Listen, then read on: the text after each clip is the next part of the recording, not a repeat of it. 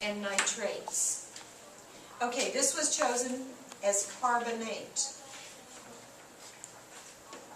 because it was ick in the acid. If you see a pattern, now it's a nonsense pattern, but if it is us in the acid, it becomes ite in the ion over here. If it is ick in the acid, it becomes ate. Now, because those are nonsense sounds in English, I don't think that's real helpful.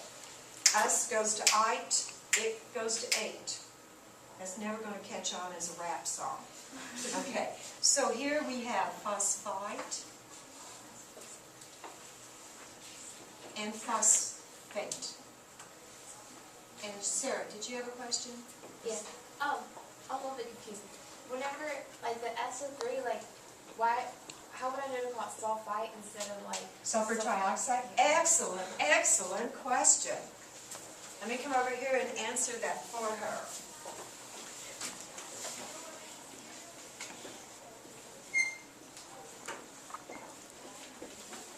Okay, these are two absolutely different animals.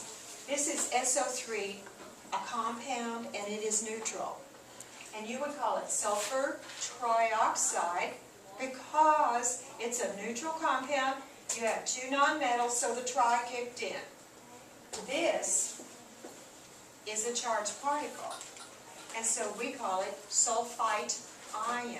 I get it. Excellent, excellent question. So it automatically has a negative 2 charge.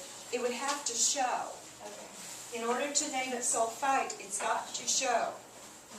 Okay, excellent, excellent point. The same way, if you saw this and it's neutral, how would you name it? Nitrogen dioxide.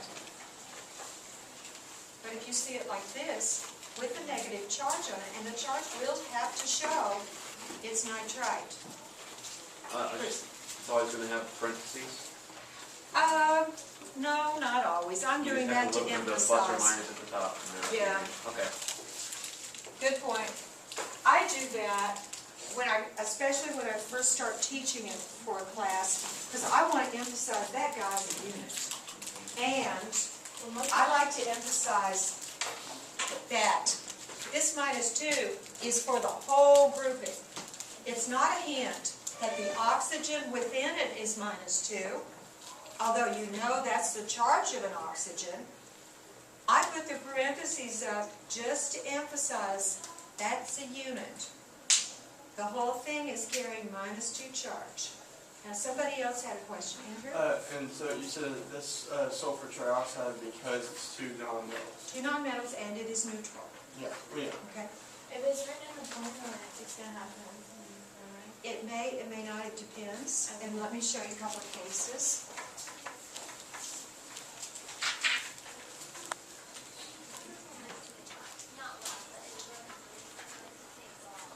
Okay, here's a case. I'm only using one of those. Now, let's see.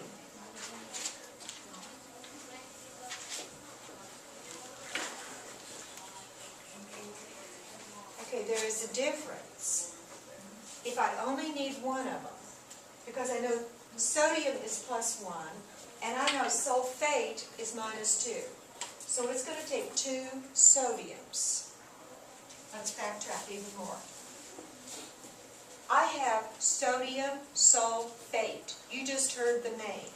So you heard 8 ending. You go, there is some hidden oxygen.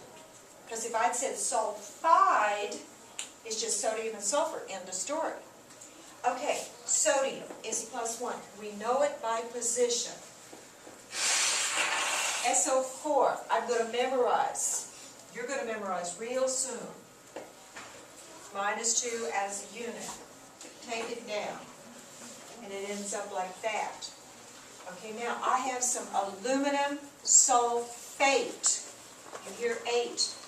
Okay, you think, hidden oxygen, as opposed to hearing aluminum sulfide. Okay, so I write aluminum is +3, isn't it? Okay, sulfate, what was the charge in a sulfate? minus 2. Double cross down, we've got our compound. So, Meredith, when there's more than one of these guys, you absolutely have to have parentheses. If I didn't, if I left the parentheses off, it would look like 1 sulfur and 43 oxygens. Okay? You've got to indicate it's 3 of the sulfate units. Okay, let's continue on with this horrendous list. Let's see, we've made it through all of these. Here we still have to use our prefixes. Hypo, chlorite, chlorite, chlorate. Take a wild shot what this one must be. Perchlorate, excellent. Okay, uses of these various things.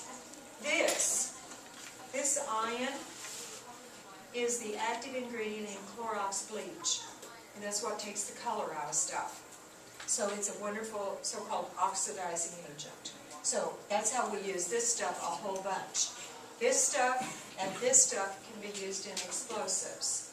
But now let's put this together. We saw our ternary acids. Now let's work with the ternary salts, and these are going to be the negative parts in ternary salts.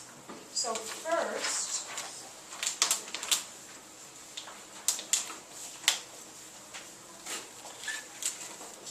okay, I have some calcium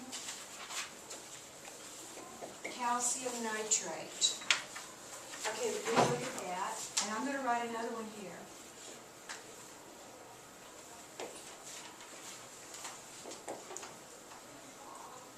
Calcium nitrite.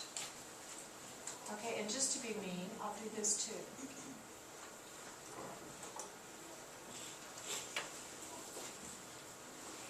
Okay, I can have calcium nitrite, calcium nitrate, calcium nitrite.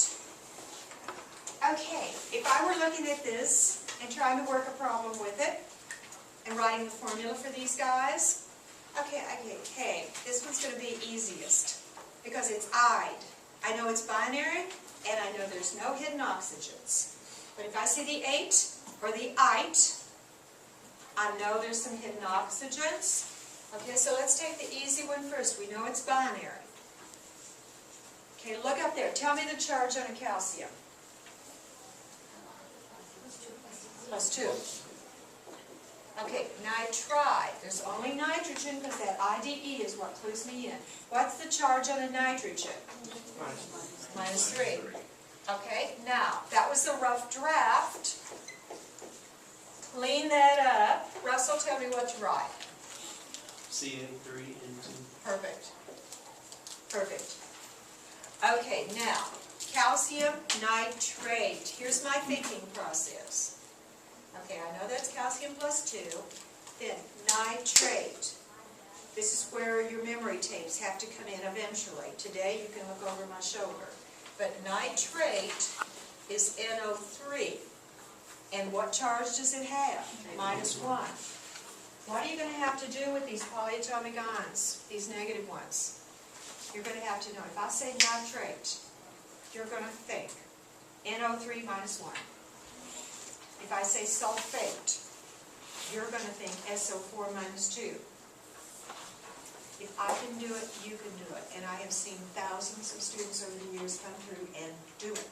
So I know you can do it if you pay your dues. But you got to take the time and pay your dues. That was your coach talking. Okay, so I want the finished formula here. Antonio, hit it. CaNO3 too. Yeah, with the parentheses, Meredith, because there's 2 of them. Okay, Eddie, hit it. We know calcium is +2, and you're going to know nitrite is that. Now, write me the formula. CaNO2. Okay, good.